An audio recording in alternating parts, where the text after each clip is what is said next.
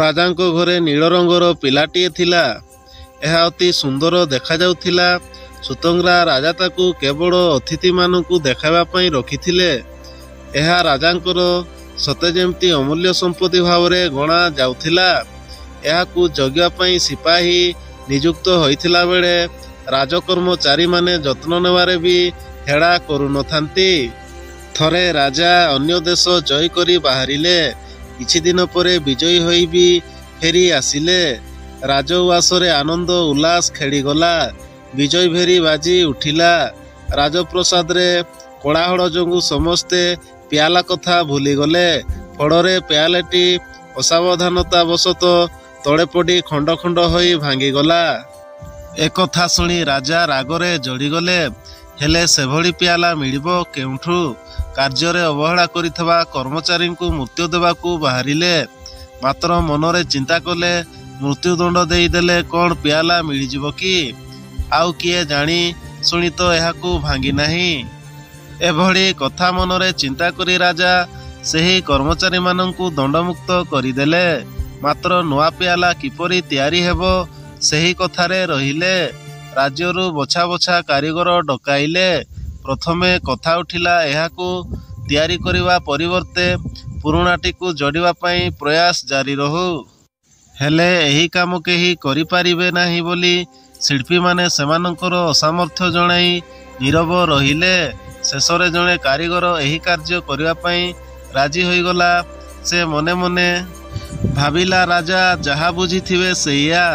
କେହି ରାଜି ନହେଲେ ରାଜ୍ୟର ଶିଳ୍ପୀକୁଳର ମୁଣ୍ଡକାଟ ହେବା କିଛି ଅସମ୍ଭବ ନୁହେଁ। ସୁତନ୍ଦ୍ରା କାମଟି କରିଦେବା ପାଇଁ ରାଜି ହୋଇଗଲା। ଏବେ ଶିଳ୍ପୀଟି ସିନା ହଁ କରିଦେଲା, ହେଲେ କାମଟି କରିବା ଏତେ ସହଜ ନଥିଲା। ଭଙ୍ଗା ପିଆଲା ଯୋଡ଼ିବା ପାଇଁ ପ୍ରତିଶ୍ରୁତି ଦେଇ ଶିଳ୍ପୀଟି ଗଲା ତାର ଅଜା ପାଖକୁ। ସିଏ ଚମ ଧୁଡ଼ୁ ଧୁଡ଼ୁ ବୁଢ଼ାଟିଏ ଓ ତାର ଚାଲି ସିନା ଧୀର, ହେଲେ ମାଟିରେ ପାତ୍ର ଗଢ଼ିବାରେ ସେ ଥିଲା କରିତକର୍ମା। ରାଜାଙ୍କ ଆଦେଶ କଥା ଶିଳ୍ପୀଟି କହିବାରୁ ବୁଢ଼ା ହସି ଦେଇ କହିଲା, ଏଇ କଥା ତ, ହଉ କରିଦେବା, ମାତ୍ର ଏଥିପାଇଁ 1 ବର୍ଷ ସମୟ ଦରକାର। ଏହା ଶୁଣି ଶିଳ୍ପୀଟି ମୁହଁରେ ହସ ଫୁଟି ଉଠିଲା। ସତେ ଯେମିତି ତାର ପିଣ୍ଡରେ ପ୍ରାଣ ପଶିଲା ଭଳି ଲାଗିଲା।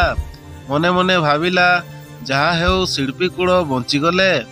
ରାଜା ସବୁ କଥା ଶୁଣିଲେ ଓ ପିଆଲା ପାଇବା ପାଇଁ ବର୍ଷେ କାଳ ଅପେକ୍ଷାରେ ରହିଲେ। ଏବେ ବୃଦ୍ଧ ଶିଳ୍ପୀଟି ଭଙ୍ଗା ଖଣ୍ଡଗୁଡ଼ିକ ସାଇତି ରଖି ନୂଆ ପିଆଲା ଗଢ଼ିବାରେ ଲାଗିଲେ। ଏହା ଭିତରେ 364 ଦିନ ବିତିଗଲାଣି। ଠିକ୍ ବର୍ଷେ ପୂରିବାକୁ ଆଉ ଗୋଟିଏ ଦିନ ବାକି ଥାଏ। ଶେଷ ଦିନ ବୃଦ୍ଧ ଶିଳ୍ପୀଟି ଅନ୍ୟ ଗୋଟିଏ ପିଆଲା ଠିକ୍ ପୂର୍ବ ପିଆଲାର ରଙ୍ଗ ଓ ଆକୃତିର ନେଇ ରାଜାଙ୍କ ହାତରେ ଧରାଇ ଦେଲେ। ଏହା ଦେଖି ରାଜା ବହୁତ ଖୁସି ହୋଇଗଲେ। ଯଦି ଭଙ୍ଗା ପିଆଲାଟି ପାଖରେ ଥାଆନ୍ତା, ତେବେ ହୁଏତ ଦୁଇଟି ଭିତରେ ତୁଳନା କରି ପାର୍ଥକ୍ୟ କିଛି ଜାଣି ହୋଇଥାନ୍ତା। ମାତ୍ର ଭଙ୍ଗାଟି ପାଖରେ ନଥିବାରୁ ରାଜା କିଛି ଜାଣିପାରିଲେ ନାହିଁ। ନୂଆ ପିଆଲାଟି ତାଙ୍କର ପୂର୍ବ ଭଙ୍ଗା ପିଆଲାର ନୂତନ ରୂପ ଭାବି ବୃଦ୍ଧ କାରିଗର ବହୁତ ଧନରତ୍ନ ଉପହାର ସ୍ୱରୂପ ଦେଲେ। ବୃଦ୍ଧ କାରିଗର ସତ କଥାଟି ରାଜାଙ୍କ ଆଗରେ କହିଦେଲା। ସେ ହସି ହସି କହିଲା, ମଣିମା, ଭଙ୍ଗା ପିଆଲା କେବେ ହେଲେ ଯୋଡ଼ି ହୁଏ ନାହିଁ। ଆମ ଶିଳ୍ପୀକୁଳରୁ ବିପଦରୁ ରକ୍ଷା କରିବା ପାଇଁ ମୁଁ ମନ ଲଗାଇ 1 ବର୍ଷ କାଳ ସମୟ ନେଇ ଅବିକଳ ପିଆଲାଟିଏ ଗଢ଼ି ଦେଇଛି। ସତରେ କାର୍ଯ୍ୟ କରିବାରେ ମନ ଥିଲେ ଅସମ୍ଭବ କାର୍ଯ୍ୟ ସମ୍ଭବ ହୋଇଯାଇଥାଏ।